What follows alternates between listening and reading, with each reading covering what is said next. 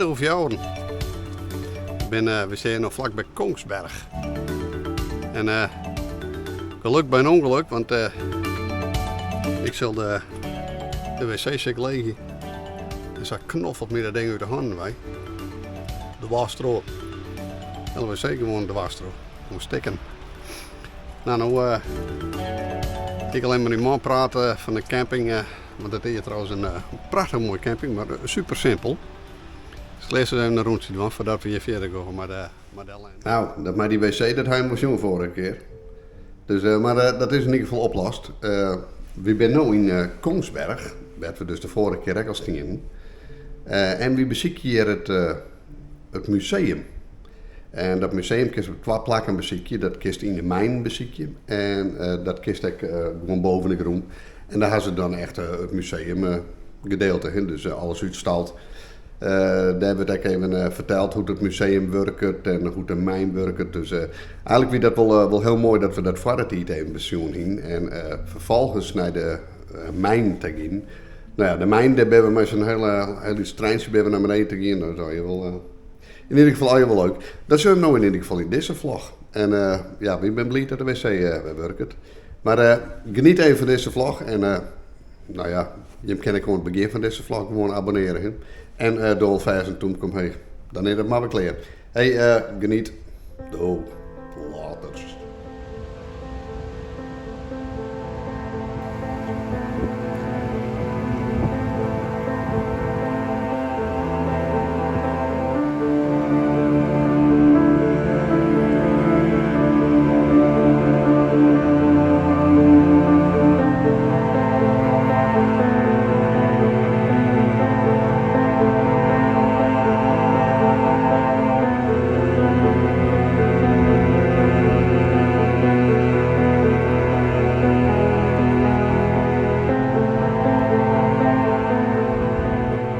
Zilvermijn van Kongsberg.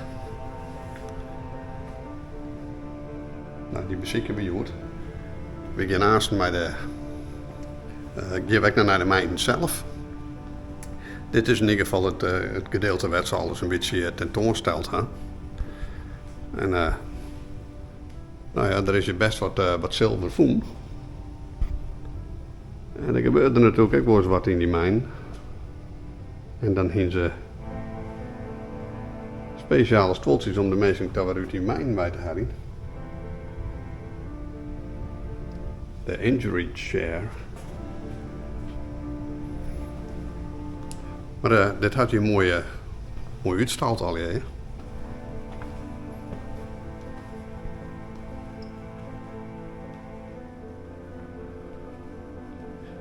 Dan zou je eerst alles met de hand. Later begonnen ze dat met machines te doen. En dat was in 1850. En toen betachten ze deze apparaten. Nou, dat ging natuurlijk even wat harder als met Hansje. Je moet nou je boren en bijtels en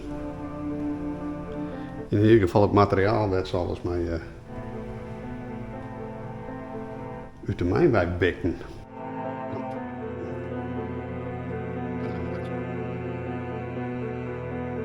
Het waren net door iedereen waardeerd dat ze daar in die bergen om begonnen te houden.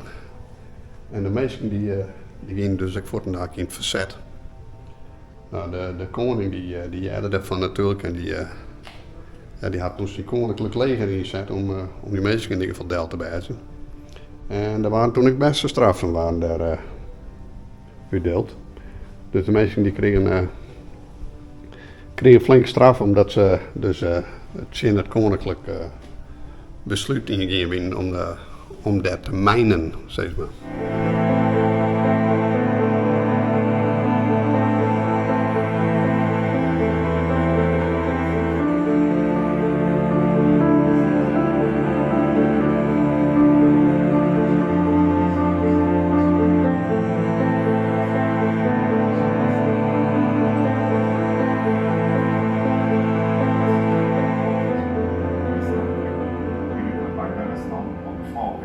Karbonmonoksid som oppsto i forbindelse med fyrsetting i gruvene. Heldigvis fikk enkene en liten sum i enkepensjon, så de skulle klare seg. Sønner av omkomne gruvearbeidere fra midlertidig nedberegnelse til optimisme og de nærmeste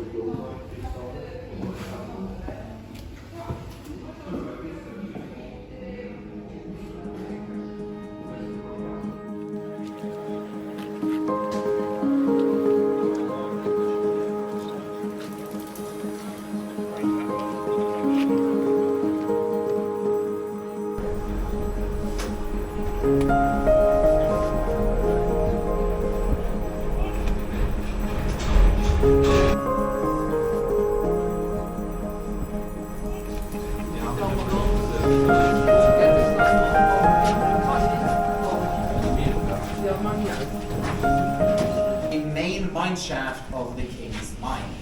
And what that means is that this is the mine shaft that goes all the way from the top in the light of day and down to the very bottommost point of this mine.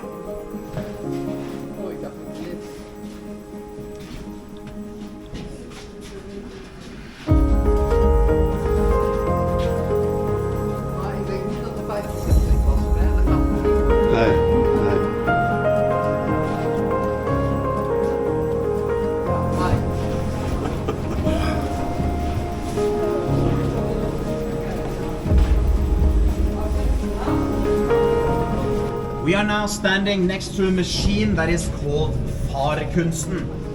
And originally, this was designed to be a water pumping machine.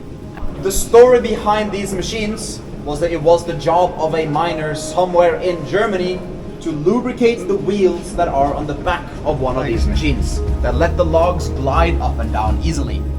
And that is what it did all day, every day. He would climb a ladder next to one of these and lubricate the wheels.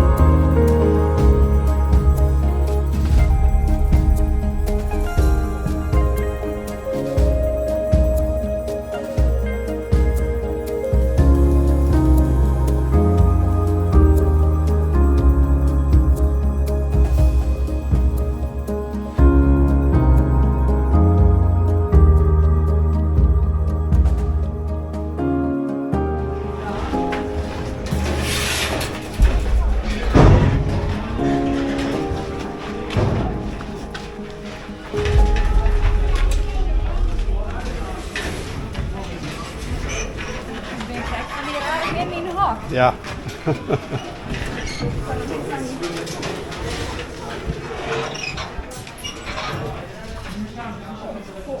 Nou, daar gaan we.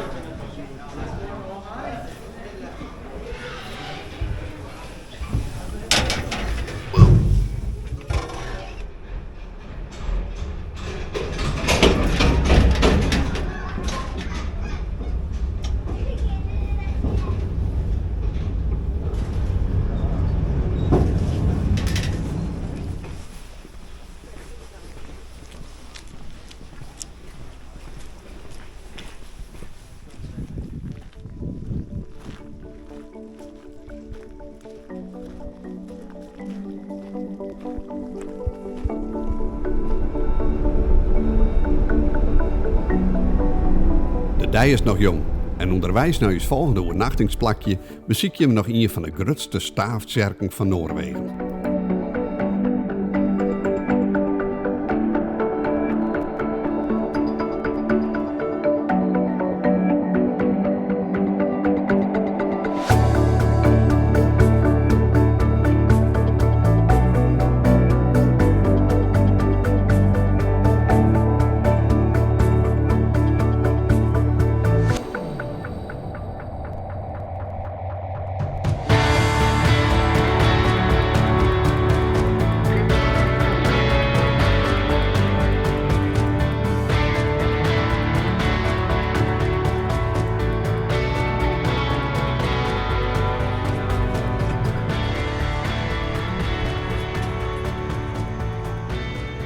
Ik ben net aan het leren is, maar je zit dus dit kerkje is gebouwd in al de 47 tot 1250. Dus het is van de 12e en de 13e eeuw. De Hedal-Staafkerk. Dat schijnt ik hier van de grootste te zijn. En dat is toch wel apart, hè? Dat is die gwart niks juist. De Staafkerken van Hedal. Inderdaad, zoals ik al zei. De grootste bewaarde Staafkerken van Noorwegen. De Staafkerken van Hedal leidt op ongeveer een uur rieten ten oosten van Gaustablik. Met zijn indrukwekkende houten constructie, draaie toeren en rijk versierde gevels met kruisen en drakenkappen is de prachtige kerk een spectaculair monument van zowel de Noorse geschiedenis als de Noorse vakmanschap. Het roept trouwens al je verbaand op een of andere manier. Het zult net wijzen. De kerken worden hier de belangrijkste bijdrage van Noorwegen tot de wroudarchitectuur. De Staafkerken van Hedal is een absoluut pronkstuk.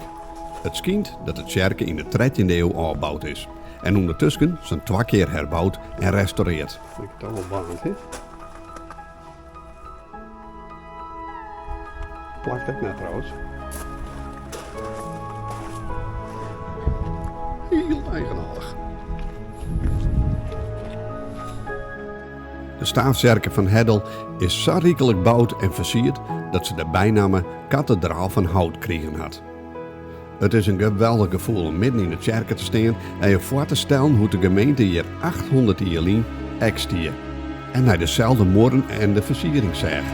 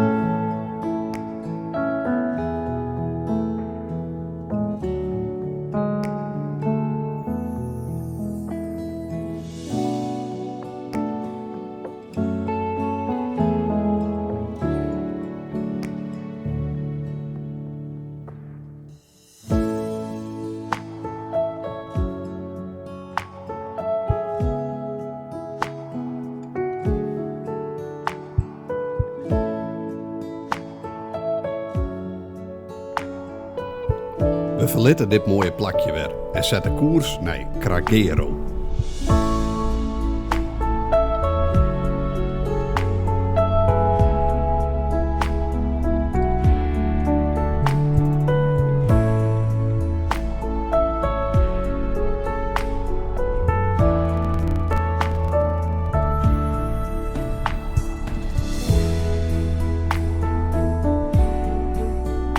We hebben een mooi plakje gevonden via Park for Night deze keer.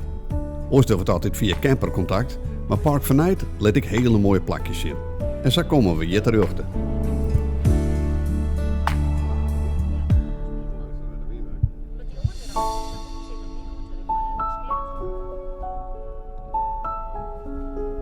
Als we hier aankomen is wat druilerig waar. We zetten de camper dan ik zadel dat we schotel omheen kunnen en we televisie zien kennen. Ja, en dan de Joene Marine. Maar het is in ieder geval een mooi plakje hier. Maar dat zul je hem alweer in de volgende vlog. Wil je nou het vervolg van uw reis ook zien?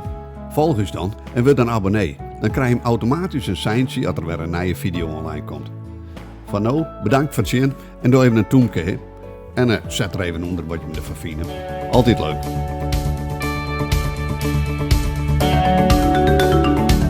Tot de volgende keer, want dan ben we weer op pad.